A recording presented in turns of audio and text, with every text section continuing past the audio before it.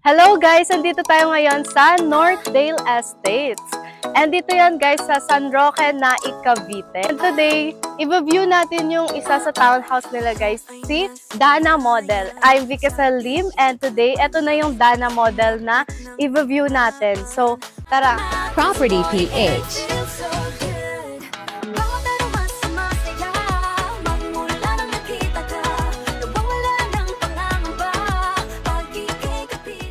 Ayan, nandito na tayo sa loob ng ating Dana Model.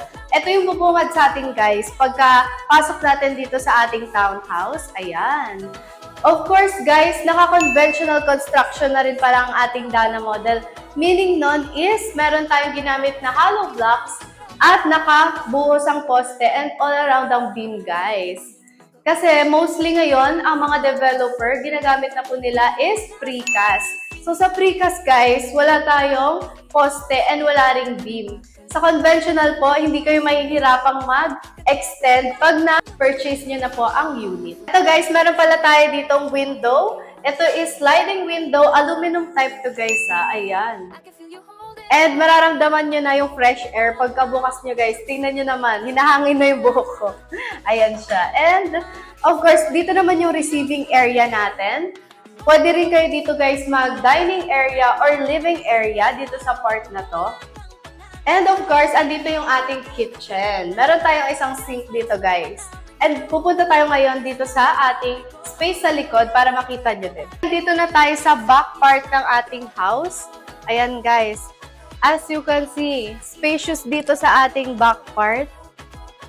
And may bibigay ako sa inyong idea guys. So, etong kitchen area natin, pwede nyo siya ilipat dito sa likod para lumuwag or mas maging spacious ang inyong dining area. Pwede nyo rin gawing laundry area or another room to guys. Pwede nyo siyang i-extend all the way to the second floor. Pasok na ulit tayo sa loob guys. Itong unit pala natin guys is pinturado na siya sa loob. Ayan, plain white. Minimalist lang tingnan. Nandito na tayo sa actual turnover ng ating toilet and bathroom. And we have here guys, meron tayong isang toilet bowl. And ito yung ating water closet na dipindot na rin siya. And of course, may isa din tayong lavatory. And we have the exhaust window. Ayan, so let's go up.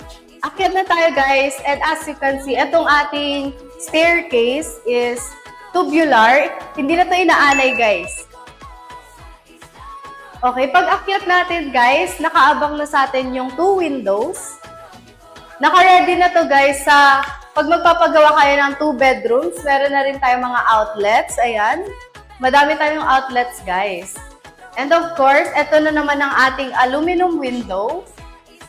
Yan, may overlooking view tayo.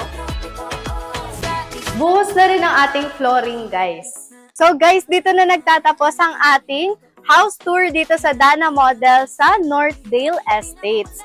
And guys, ito ang ating FB page, ang IG page, and of course, ang contact number natin para kung may katanungan po kayo ay masasagot natin yan anytime. Thank you for watching!